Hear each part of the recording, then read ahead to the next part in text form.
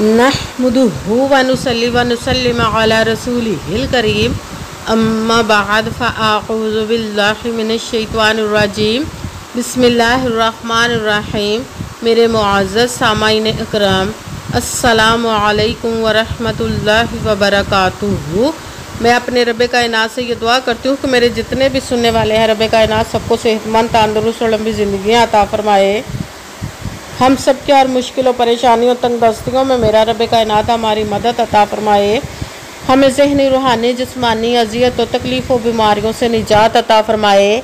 हमें ज़हनी और रूहानी सुकून अता फ़रमाए। हमें बीमार दुनिया से बचा कर बीमार मदीना बनाए। और जो हम सब के हक़ों में बेहतर है मेरा रब कायनात हमारे लिए वो अता फ़रमाए। और जो हमारे हक़ों में बेहतर नहीं उसका ख़्याल भी हम सब के दिलों से निकाल दे और हम सब को अपनी रज़ा पर राज़ी रहने वाला बना दे। आमीन सुमा आमीन। माशाल्लाह से आज सफ़रुल मुज़फ़्फ़र की 26 तारीख़ और आखिरी जुमेरात है सफ़रुल मुज़फ़्फ़र के महीने की। आज जुमेरात के दिन जो मैं आप लोग के लिए वजीफ़ा लेकर आई हूँ वो है सूरह कौसर, अस्तग़फिरुल्लाह और या रब्बना का पावरफुल मुजर्रब वजीफ़ा है। आप रब कायनात के गैबी ख़ज़ानों से दौलत लेने के लिए इस वजीफ़े को पढ़ सकते हैं।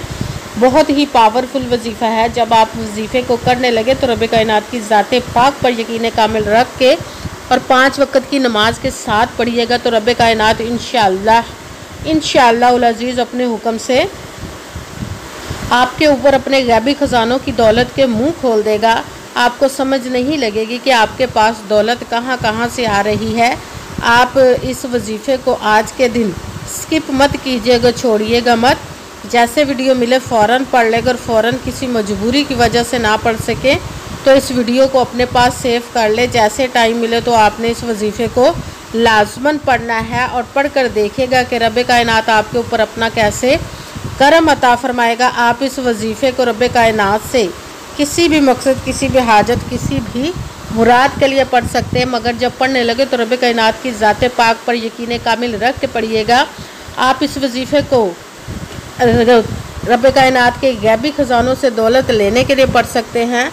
आपका अपना घर नहीं, घर ख़रीदने के लिए पढ़ सकते हैं। आपके घर में लड़ाई झगड़े रहते, नचाकी, परेशानी, मुफलिसी, गरीबी है उसके लिए पढ़ सकते हैं। आपकी औलाद नहीं या आपकी औलाद नाफरमान है उसके लिए पढ़ सकते हैं। आपके ऊपर बहुत ज़्यादा कर्ज उतरने का सबब नहीं बन रहा या आपने अपनी कीमती चीज़ या पैसे किसी को दिए वापस नहीं करे उसके लिए पढ़ सकते हैं। आपकी शादी नहीं हो रही या आपके बच्चों की शादियाँ नहीं हो रही उसके लिए पढ़ सकते हैं। आपके घर में कोई बहुत ज़्यादा बीमार है या ख़ुद बीमार है उसके लिए पढ़ सकते हैं। आपके पास अच्छी जॉब नहीं, जॉब लेने के लिए पढ़ सकते हैं। आपका अच्छा भला कारोबार चलता हुआ अचानक से बंद हो गया उसके लिए पढ़ सकते हैं। आपके पास आपके घर में आपकी ज़िंदगी में सुकून नहीं, आपके कारोबार में, दौलत में, रिज़्क़ में बरकत नहीं उसके लिए पढ़ सकते हैं। आपके ऊपर जादू टूना, बंदिश, नज़र बद, हसद, कुछ भी उसको ख़त्म करने के लिए पढ़ सकते हैं। मतलब किसी भी मकसद, किसी भी हाजत, किसी भी मुराद के लिए पढ़ सकते हैं। मगर जब पढ़ने लगे तो रब कायनात की ज़ाते पाक पर यकीन कामिल रख के पढ़िएगा। कहते हैं कि यकीन कामिल होता है, पीर कामिल नहीं होता। और अच्छी नीयत रख के पढ़िएगा कि रब कायनात कुरान पाक में इरशाद फरमाता है इन्नमल अमालु बिन्नियात, कि जो अमलों का दारोमदार होता है वो नीयतों पर होता है। अगर हमारी नीयत अच्छी है तो हमारा अमल भी अच्छा होता है और अगर हमारी नीयत ही अच्छी नहीं तो हमारा अमल भी अच्छा नहीं होता। चाहे हम जितनी मर्ज़ी मेहनत कर ले, जितनी मर्ज़ी कोशिश कर ले, हमें उसका फल, उसका अजर अच्छा नहीं मिलता। इसलिए अच्छी नीयत रख के, पुख्ता यकीन रख के और 5 वक़्त की नमाज की पाबंदी लाजमन रखिएगा। फिर इस वजीफ़े को कीजिएगा। और वजीफ़ा करते वक्त आपके दिलों में, जहनों में ऐसा वसवसा नहीं आना चाहिए कि हम ये अमल कर रहे हैं, पता नहीं हमारी मुराद पूरी हो या ना हो। ऐसा हो नहीं सकता कि हम रब कायनात के किसी इसम का या कलाम पाक का वजीफ़ा पढ़े और हमें कामयाबी ना मिले। ये हमारे ईमान की कमज़ोरी जिसकी वजह से हमें नाकामी मिलती है। आपने सिर्फ अमल करना, उसका फल, उसका अजर देना उस ज़ाते पाक का काम है, क्योंकि उसकी दस्ते कुदरत से कोई चीज़ बाहर नहीं। उसके कुन कहने की देर और फ़याकून हो जाता है। आपके अमल करने, आपने सिर्फ अमल करना, उसका फल, उसका अजर देना उस ज़ाते पाक का काम है, क्योंकि उसकी दस्ते कुदरत से कोई चीज़ बाहर नहीं। उसके कुन कहने की देर और फ़याकून हो जाता है।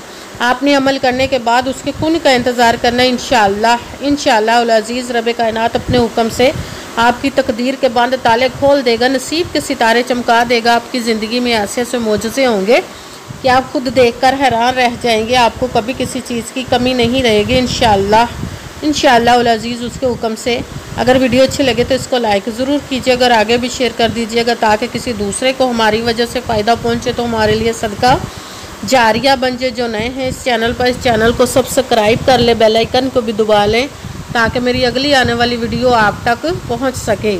अगर कोई मुझसे किसी मसले के बारे में इस्तिहारा करवाना चाहते, किसी काम का हिसाब लगवाना चाहते, किसी काम के लिए वजीफ़े का पूछना चाहते हो, या कुरान पाक ऑनलाइन पढ़ना चाहते, महफिल मिलादुन नबी के लिए बुलवाना चाहते हो, तो व्हाट्सअप का नंबर वीडियो पर चल रहा है, आप लोग मुझसे रब्ता कर सकते हैं।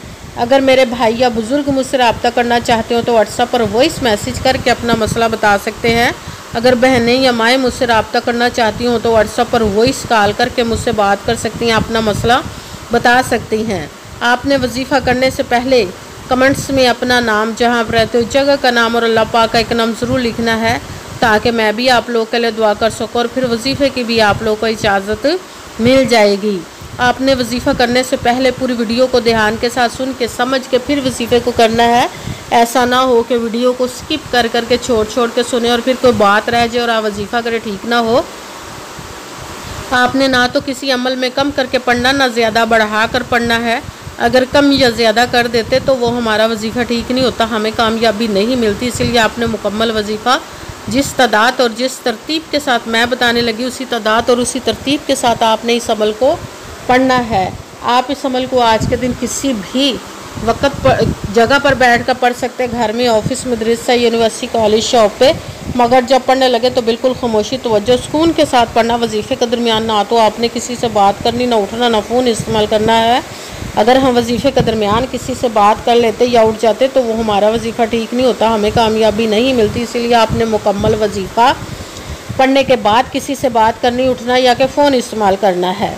आप इस अमल को आज के दिन किसी भी वक्त पढ़ सकते हैं, किसी भी नमाज के साथ पढ़ सकते हैं, नमाज के अलावा भी पढ़ सकते हैं।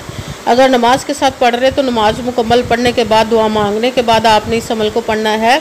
अगर नमाज के अलावा पढ़ रहे तो बावजू होकर ऐसी जगह पर बैठ कर पढ़ना जब बिल्कुल खामोशी, तवज्जो, सुकून के साथ आप इस अमल को पढ़ सकें।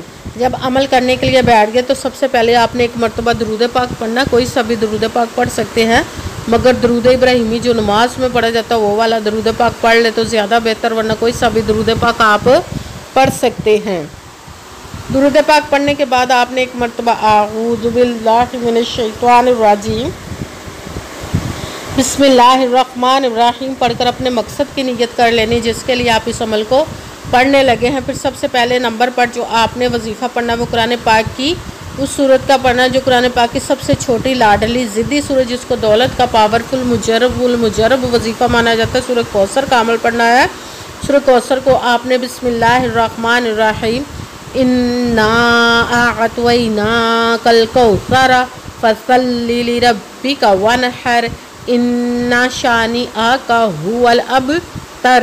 बिस्मिल्लाहिर्रहमानिर्रहीम इन्ना अअतैनाकल कौसर फसल्लि लिरब्बिका वनहर इन्ना शानिअका हुवल अबतर।